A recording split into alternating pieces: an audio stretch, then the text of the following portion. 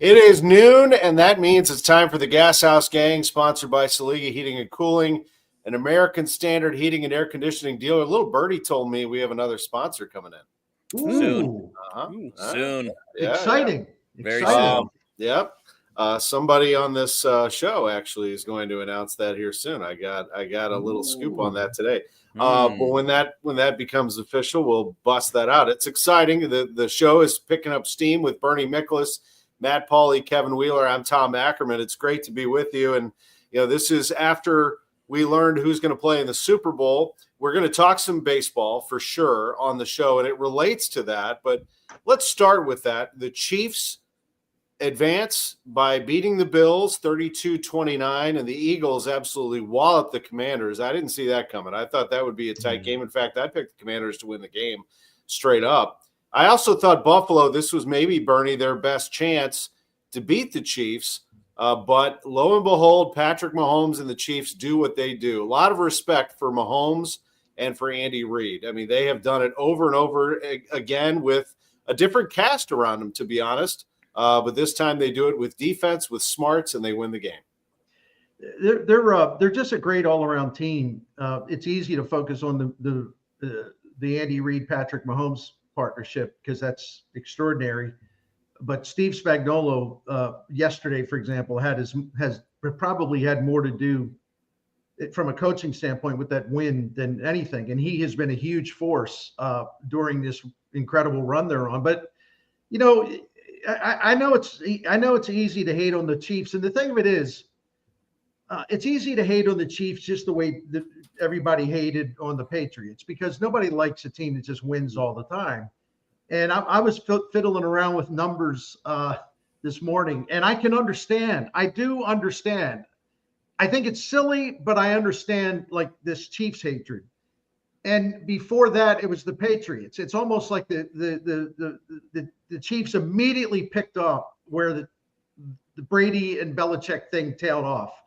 And so here, this is just ridiculous. 19 of the last 24 AFC championship games have had either Kansas City or New England. 19 out of the last 24. And let's talk about championships. Let's talk about the Super Bowl championships, right? If you're looking at quarterbacks, 8 out of the last 10 Super Bowls have been won by either Tom Brady or Patrick Mahomes. So I get it. But I'll leave it at this, and then I can come back and rant. I don't want to hog the mic too long. But this idea that somehow it's rigged, that the NFL is, they're telling their officials, now you got to take good care of the Chiefs, right? You know what we're doing here at headquarters. It's ludicrous at every level. The Chiefs are 17-3 in the postseason, 17-1 against teams that did not have Tom Brady as a starting quarterback. The combined winning percentage in the regular season and the postseason for Andy Reid and Patrick Mahomes is 803. Oh, yeah. Oh, that's right. But it's the officials. The fix is in. Okay. Yeah. Yeah. Kevin Wheeler. When did America become so stupid? Anyway, go ahead. No, we'll get to that. Kevin, you saw it as clear as we did. Immediately, the word rigged trending on Twitter. It's just unbelievable. Yeah, I jumped on that this morning because I saw, that the two things that were trending when I popped on when I got to work were NFL rigged and boycott the Super Bowl. And this is why it's such a big deal, because guys like Dave Portnoy with huge followings on Barstool tweet that garbage, and they do it for rage engagement. They do it because it gets clicks.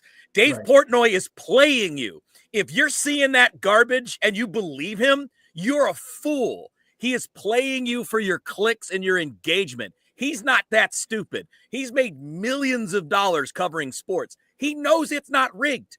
He knows it, because if it was, he'd be bringing action against somebody. He would be filing lawsuits because this would impact his business and our business. Everything is a conspiracy, though, to people who don't understand how anything works. If you don't understand how this works, well, then, yeah, it looks like it, right? Well, the same team. Sure, it benefits the Giants for the Chiefs to be a dynasty. How? How does that benefit Detroit or Cleveland or Miami or Jets. Dallas, right? Any of those teams. It doesn't. They share revenue, so they're all going to make the same, right? But, and you know this very well, Bernie, Matt, you know it, Tom, you know it. There are revenues that are not shared in the local market, and those only go up if you're the Super Bowl champion.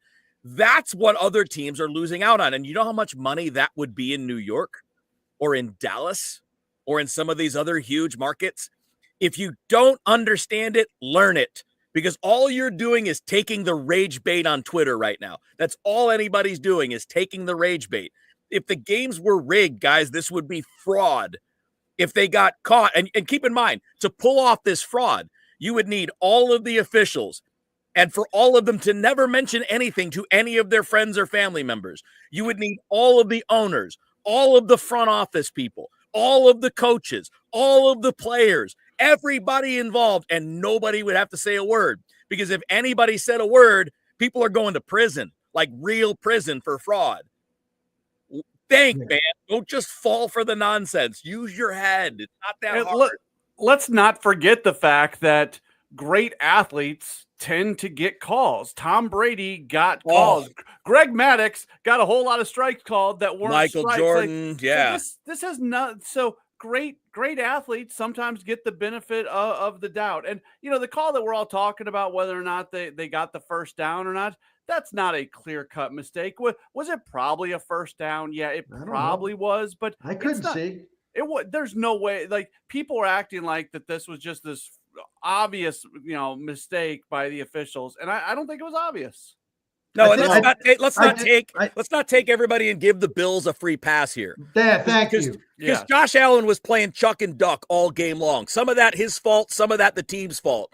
And their scheme in the second half was ultra conservative. You have one of the most gifted players on the planet, and all of a sudden you're just going to be 3 yards in a cloud of dust? What are you doing? What are you doing? All right, it's fine. But they've been blowing these games for years, right? Because of strategic problems and execution.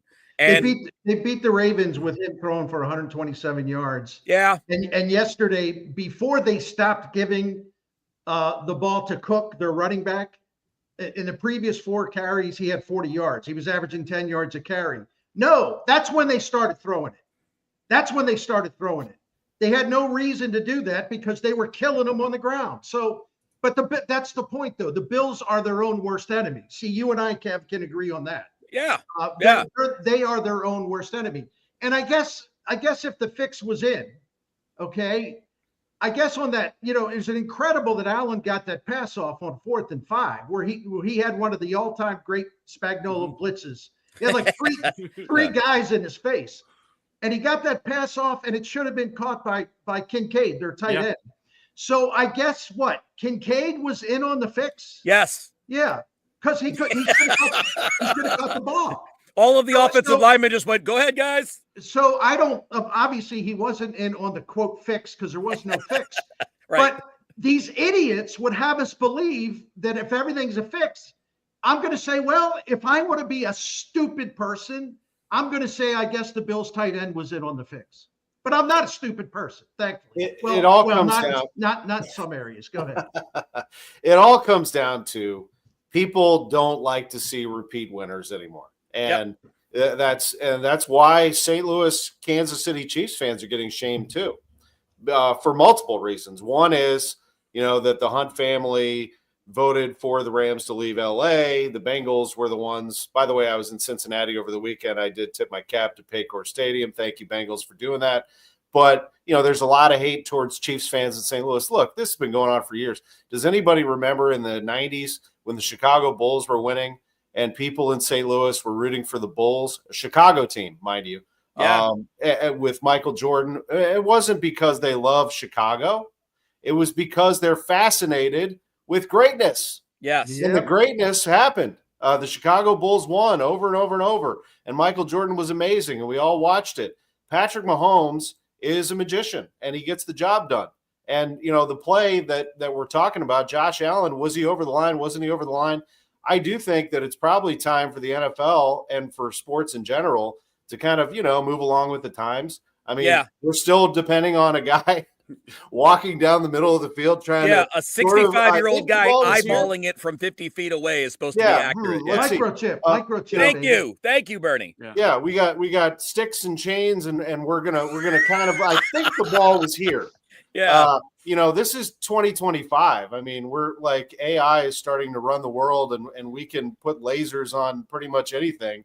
It does blow my mind. But back to the Chiefs fans, don't worry about. And I know that you're not. What people say, who cares? I mean, they hate because the old line, they hate you because they ain't you. I mean, somebody just actually commented that. That's been going on for years. Cardinals fans went through it. And by the way, the Chiefs fans used to be the tortured fan base. Don't forget that. They used to be the Bills until they started to win. So, I mean, I'm not saying that they deserve love and praise. Chiefs fans have nothing to be ashamed of at all, and they won't. I mean, they shouldn't. No. They're winning at a very high level, and it is absolutely admired. Now, I'm not a Chiefs fan. I watch the NFL casually. I enjoy the NFL. But for somebody to say that, that the Chiefs shouldn't be there or whatever, let them. Who cares? They're tired of seeing you in there. So that's kind of the fun of being a fan. If you are a fan of that team, is you keep putting the pedal down, Matt Pauley. Yeah, exactly. 100%. And the Chiefs are fun. And I also think we should look at how they've done this. They've done it by being pretty much they've put good people in the important positions. They've got the best offensive, defensive leadership in the NFL between Reed and Spagnuolo. They've turned Patrick Mahomes into a fantastic quarterback. I was having a conversation with Chris Ranji about this earlier today. If Patrick Mahomes doesn't go to Kansas City and doesn't get surrounded by amazing coaches, if he would have gone to the Bears, he probably wouldn't even be in Chicago anymore. He might be out of the league. Yeah, right. So the Chiefs have done what I think every team in the NFL should look up to. And I think the Eagles are kind of the same way. I think the Eagles are the single smartest team in the NFL. You look at the way they actually use analytics, which is something that football is a little bit slower on. They don't have the coaching like the Chiefs have. You can't put Sirianni up against Reed, but the Eagles are incredibly smart in the way they do things. So when people say that this is a game between two really unlikable franchises, I push back on that because I appreciate the way Kansas City has gone about their success, and I also appreciate the way Philadelphia has gone about theirs. Yeah, Philadelphia's had 2 meltdowns during this time too. That's what's in there, and they're back in their 3rd Super Bowl in 7 years? I mean, that's with seriously some serious meltdowns within, but they repaired it quickly and moved on. And no, I admire their organization. I really do. Listen, you got to understand, I spent 25 years growing up near Philadelphia, down below Philadelphia, in Baltimore, DC, Annapolis area. And when you've been exposed to Philly fans, it's just hard to like the team too, right? I mean, I know I'm being silly, but I'm just saying, I just get tired of the whole act there. But listen, those fans are also a heck of a lot of fun, right? And the Eagles have earned their place. There's no question they're a really good team, a great team in many respects. But I do laugh at this idea that's like, America's going to root for the Philadelphia Eagles. Oh, really? Okay, yeah, that's normal. Yeah, that's not unusual at all. I know we got to take a break, Tom. Sure. I want to give one 20-second jab to Chiefs fans. Just one jab, because they're getting all our love and they deserve it. Stop being so sensitive about people being mad at you. Mm-hmm. I'm seeing guys that I know really well work in Kansas City, morning show hosts. One guy might be named Bob. Hi, Bob. I love you. Hey, Bob. But he's like, the same people that were tweeting about Brady and the Patriots getting calls are now mad that people are doing it to the Chiefs. Just have the perspective. This is what happens when you're great. You're great. Sit back and enjoy it. It's fine. Don't be sensitive about it. Everybody hated Lombardi's Packers. Everybody, sorry, I learned how to speak. They hated Lombardi's Packers. They hated Chuck Noll's Steelers. They hated Bill Walsh and Joe Montana 49ers. They hated Belichick and Brady. They hated, except for the Dallas groupies, of course, who will love that team no matter what.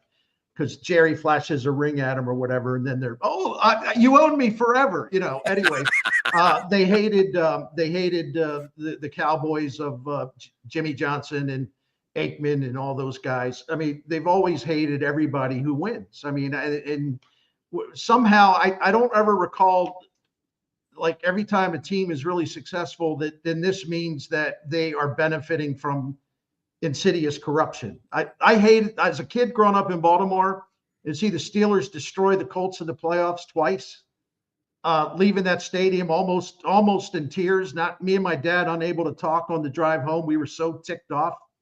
I don't think we ever thought that Steelers were cheating. We just thought they were damn great and we didn't like it.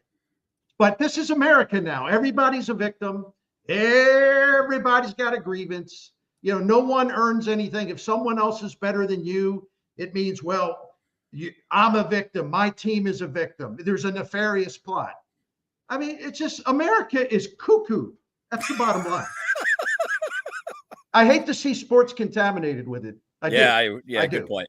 Anyway, I'll shut up now. This is the Gashouse Gang from KMOX with Bernie Miklasz, Kevin Wheeler, Matt Pauley. I'm Tom Ackerman. The fact of the matter is, the NFL is such a monster right now, like drawing in more fans than any other sport by over and over, thousands of times more. You're just going to invite more people in. So you're going to have a mix of everybody, the good fans, the casual fans, the idiots, the whatever. I mean, It's just something you have to live with. I'll tell you what we love living with, though, is our sponsor, Saliga Heating and Cooling. Bernie, tell us about Saliga. Yeah, they cool me down when I get on these rants. I know that. In fact, I got my mini split working in the office just to make sure there's just a little bit of cool air blowing.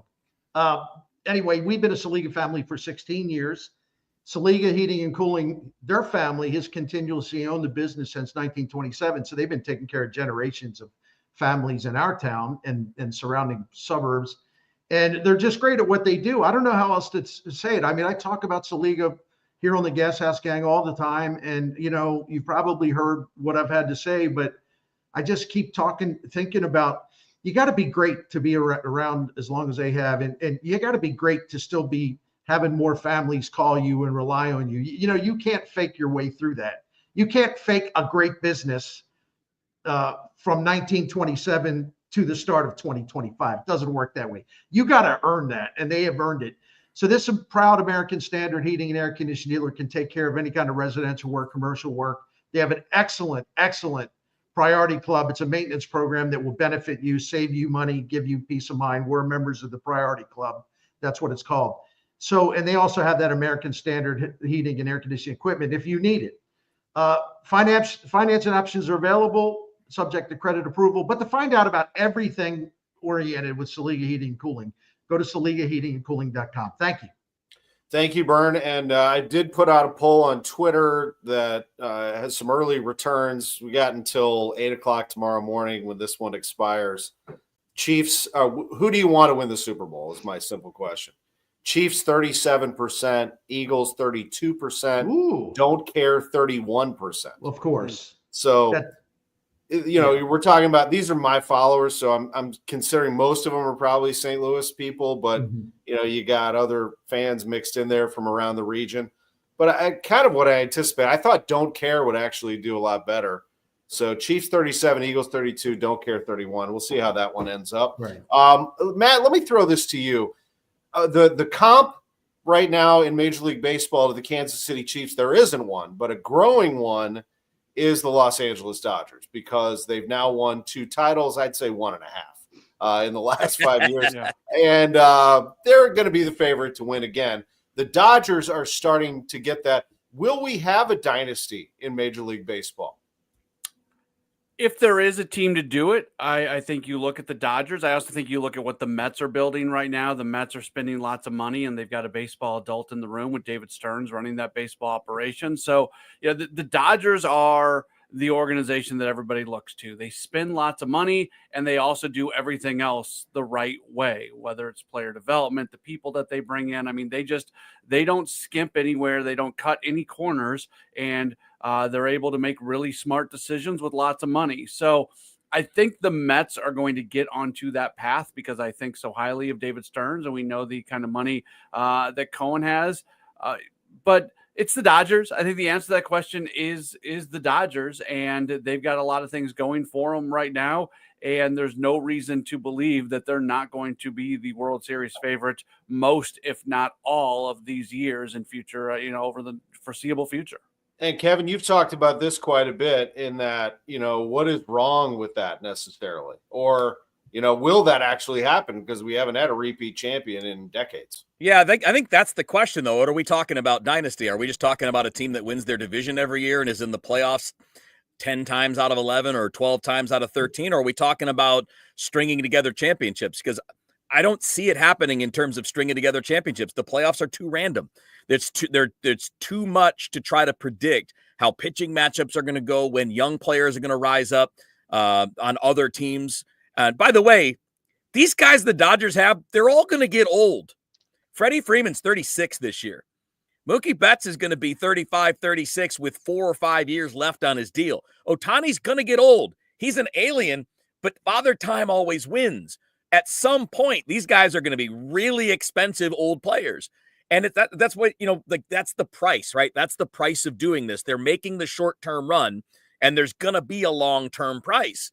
But the structure of the playoffs makes it so that it's really, really hard to win championships back to back to back to back.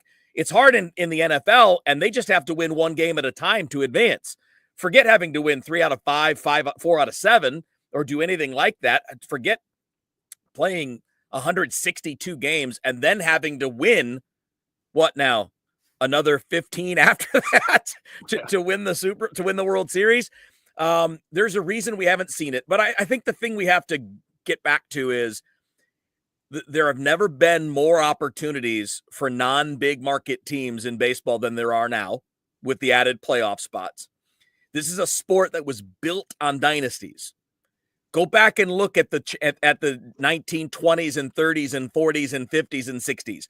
That whole era was basically the Yankees, the Cardinals, maybe a few Dodgers, Giants teams, but it was a handful of teams that dominated the sport for 50 years. The sport will be fine even if there is a dynasty. Sports are fine. They make it all the way through. We all make it through. But this sport in particular right now, because of the playoff structure and because you now have more playoff teams than you've ever had, is better and more competitive and gives more teams a chance than at any point in baseball history. Bernie, I was born in 75, so I'm a little too young on this. So I'm asking you, was the Big Red Machine hated when they were putting together their run? I don't recall them being hated. Maybe because I was, at that time, I was, in effect, growing up in an American League town.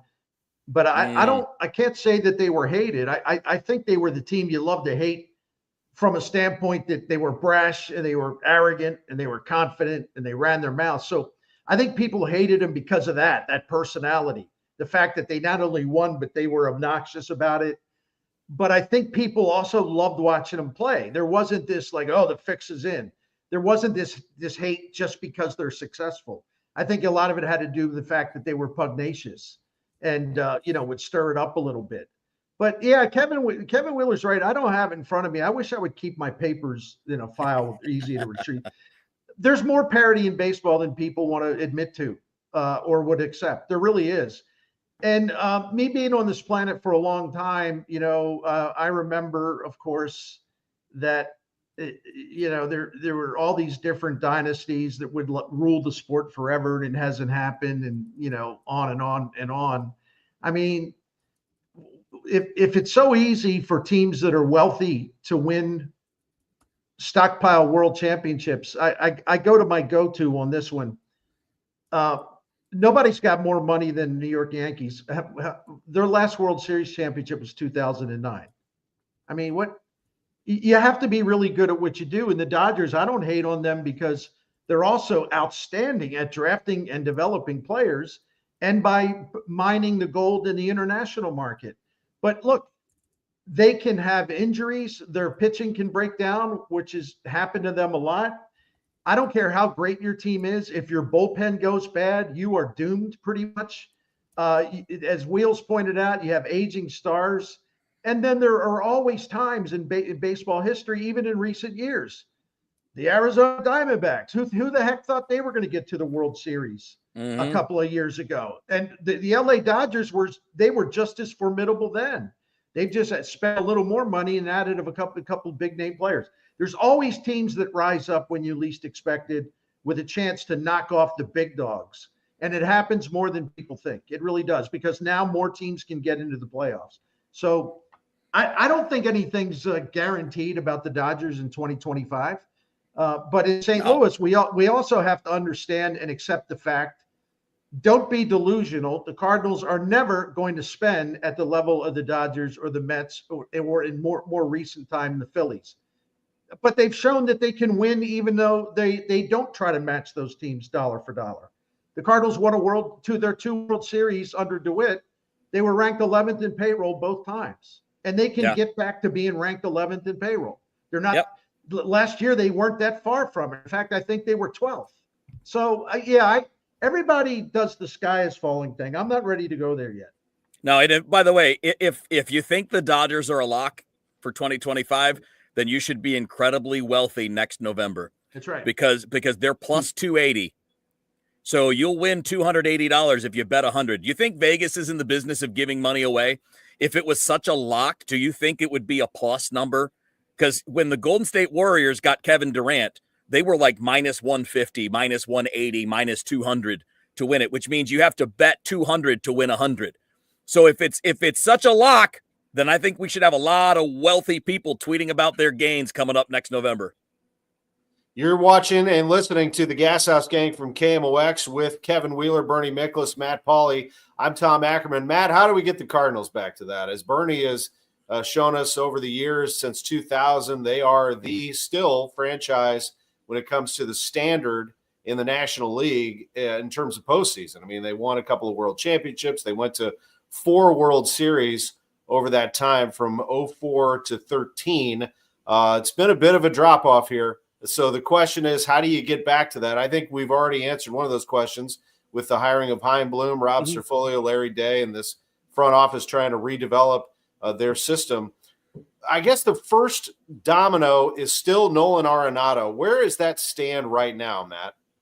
Well, I think we're still waiting for the Bregman thing to get figured out. And there was more stuff out there on Bregman over the weekend. You know, the Astros made a trade with sending Presley to the Cubs, and some people think that they're trying to clear a little bit of payroll to bring him back. And Jose Altuve has been very open about the fact that he wants Bregman back and he's willing to go out to left field. Boston continues to sit there as the team that probably has the most financial resources that's involved. At some point, it's got to get figured out. And, you know, that Astros offer that was out there earlier in the offseason reportedly is still out there. I have a hard time believing that he's going to get more than that anywhere else. So I think it comes down to the Astros and the Red Sox at this point for Bregman. And then once that gets figured out, we'll see who's still interested in Arenado.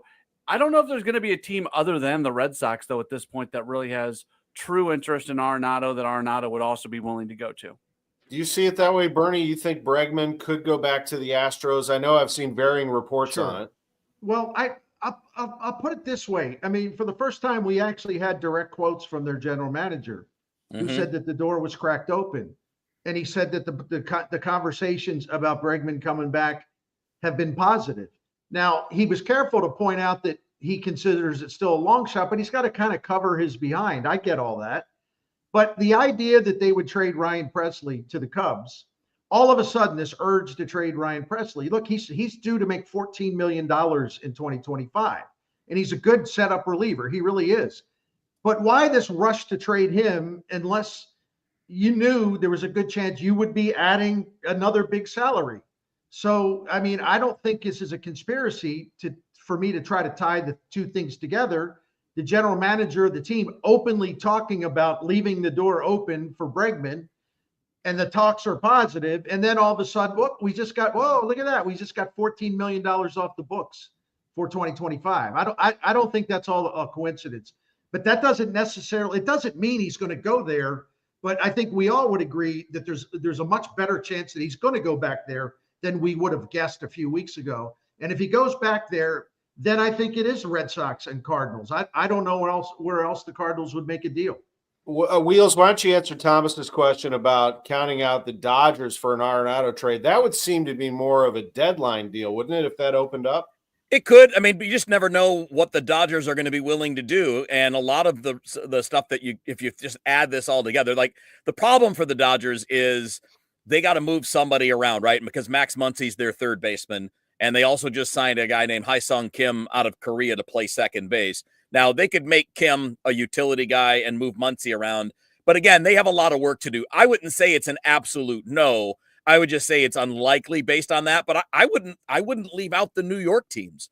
I wouldn't leave out the Yankees. Oswaldo Cabrera is their third baseman today. Or an often injured old DJ LeMahieu who's better off at first and second base anyway. I wouldn't leave them out if you're going to eat a bunch of the money. Same thing for the Mets. Mark Vientos is a bad third baseman. And if you slide him over to first base, which I think is the plan, you got Brett Beatty at third base, and Brett Beatty is completely unproven. He's been one of those guys that they've been waiting to make the leap and hasn't. Now, maybe they're going to let him have that time. I'm just saying I wouldn't write those teams off because what we understand is that these are teams that didn't want to do anything under previous circumstances. But what if the Cardinals have changed? What if they're willing to eat more money now because you're later on in the process and you don't have as many options? So I would say that Boston seems most likely, but I wouldn't rule out the others. I would rule out like Detroit. I don't think that's a fit there. I follow what they do pretty closely, being that I grew up there. That's not the kind of player they're talking about. They're looking for home run power, and at their ballpark, which is just as tough, if not tougher on right-handed hitters as Busch Stadium, I'm not sure that's a fit.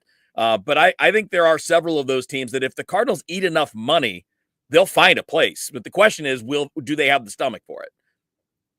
The Gashouse gang from KMOX with Kevin Wheeler, Matt Pauley, Bernie Miklasz. I'm Tom Ackerman. Bernie, tell us about Saliga Heating and Cooling.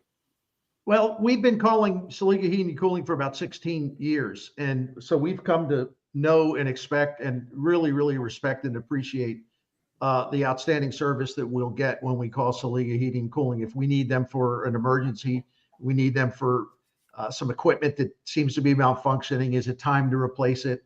Little minor things that happen, problem solving, like in my home office where I sit here and do all of my work. And in the summer, it gets really, really hot in here. Saliga came up with a solution for that was actually really economical. They've helped us in so many ways. And the one thing about Saliga Heating and Cooling, this American Standard Heating and Air Conditioning dealer that we can vouch for without hesitation is their honesty and integrity. There's no hustle. There's no conniving. They're not trying to talk you into stuff that's expensive. They've actually done the opposite. They've saved us money when there was a way to do it, rather than just saying, "Oh yeah, you need that new boiler." No, they don't do that. They don't do it. They want your business. They want your loyalty, but they believe they have to earn it, and that's the way it's been since 1927 for this American Standard heating and air conditioning dealer. So if you want to check into this Priority Club maintenance program, it's outstanding. Go to SaligaHeatingandCooling.com. Financing of options are also available subject to credit approval. It's a great St. Louis business in a great St. Louis community. It's SaligaHeatingandCooling.com. Bernie, thank you. Matt Pauley, you have Sports Open Line tonight before the Billiken Coaches Show. Huge week for the Billikens, by the way. They've got VCU and Dayton at home, two biggest home games of the week, so check that out. But you know, you said something interesting earlier where we were talking about potential dynasties, and the Mets certainly are a team that could string it together. But I kind of put them I agree with you, by the way, but I also at the same time put their fan base in the category of, tortured fan base. I mean, they haven't won a World Series since '86. Bernie, a term that you and I use all the time, they'd go bananas in Queens if they won the World Series. Can you imagine that? So, I don't think the Cardinals fan base is quite there yet. I mean, they won in 11. It's not quite that level of torture yet. But Matt, that I find that interesting. Where you look at the Mets, man, it's been forever, and there are some others that are dying to win this thing. It just shows you in Major League Baseball how hard this is. That we may not have repeat champions for a long time.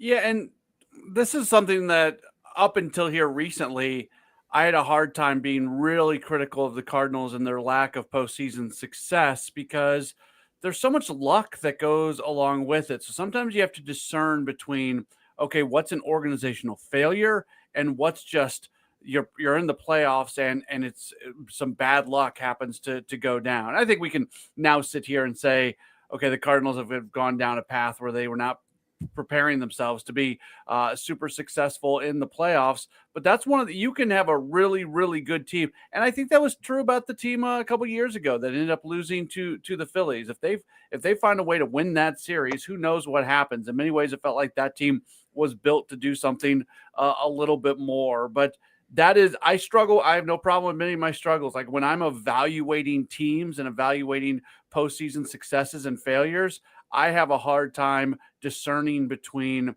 okay, this team had a playoff failure because it's the baseball playoffs. There's a lot of luck involved, and also how much of it is connected to decisions on roster building and things like that. That's a good question there from Keegan, Kevin, about extending. I mean, it's the Braves formula. I mean, I don't know about the numbers there or not. That's a big. That number is too big. It's a big number. That's and by the way, not because of the player, but because of where he is in service time. That would be the largest deal in Cardinals history, I do believe, in terms of overall number. But what about, just overall following the Braves model here of retaining players?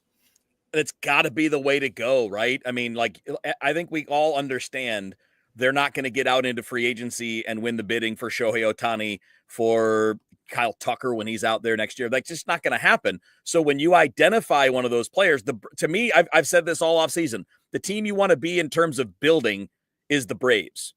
Is you develop young stars, and then you're like, we believe in this guy, and we're going to sign him. Now, the Braves, I think the comp here might be kind of a mix between Ozzie Albies. Maybe Ronald Acuna's contract is probably the better one to look at when you're talking about what you could expect to have to give a guy like Mason Wynn.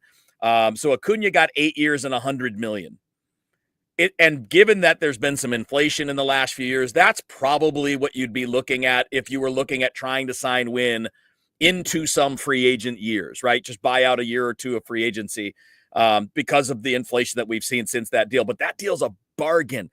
Getting Austin Riley locked in for the long term, getting Ozzie Albies locked in for the long term, that's how you got to do it. So the thing is that we've all hit on it, and the Cardinals keep saying it, is you have to develop impact players, not just contributors, not just solid players. You've got to develop impact players and then sign them long term early, because the closer they get to free agency, the less likely it is they're going to want to give that up. So if you want to keep Mason Wynn around for 8 years, probably now's the time. If you believe in him, I do. I think we've seen what the floor is, and the ceiling is basically unlimited with a guy like that. Yeah, and Bernie will give you the last word here, because I know, and Matt knows, in spring training, it's like an annual thing. We get the text from the team that there's a press conference outside the clubhouse. That means an extension for somebody, and we've had those through the years. I don't know who that is this time around. Let's just say hypothetically it's Mason Wynn. I think not only would it make a lot of sense to sign him to a long-term deal and to be aggressive about it, because he's going to be a special player. He's already shown signs of that. He also wants to be a leader of this team, and he wants to. His persona is one that I think the fans all would like to see the Cardinals have collectively. He's just a flat-out fierce competitor. But the other thing too, it's not my job to tell the Cardinals how to improve their image with fans. But not only would you sign Wynn in a way that it just makes perfect baseball sense, but it would also score points with the fans, and it would also at least send a signal to the fans that, listen, we are about our young players. We are about developing them. We want homegrown players, and we want to reward them. I mean, it would just send a positive message at a time that's been pretty negative for the Cardinals for a couple years now. Well said, and great job, gentlemen. A great first show of the week. We're here all week long. We like to pair up the rest of the week, but you never know. If news breaks, there could be an emergency Gashouse gang. You just don't know. It's great to be with you all. Matt Pauley's got the show before Billikens. Bernie Miklasz can be found on YouTube at The Bernie Show. It's an absolute must subscribe, as well as KMOX Sports. And Kevin Wheeler on the DGS. He is Mr. Versatile. He's going to go from sports back to The lifestyle. utility player. Who knows what you're going to be talking about today? Hey, and Bernie's going to join us today. Oh, good. I'm everywhere. Yeah, you are. By the way, new Seeing Red podcast out. Will Leach and myself. Oh, nice. Oh, good. And by the way, on Seeing Red, my colleagues, you should know this. I made sure to plug the Gashouse gang and tell the Cardinals fans who haven't seen it yet, get on over there. Good man. Anyway, cross promotion, baby. Cross Way to promotion. represent. That's right. We return the favor, man. The Gashouse gang, thanks for all of your kind words when we see you out and about. People are watching and listening. We appreciate that. And we will see you next time on the Gashouse gang from KMOX.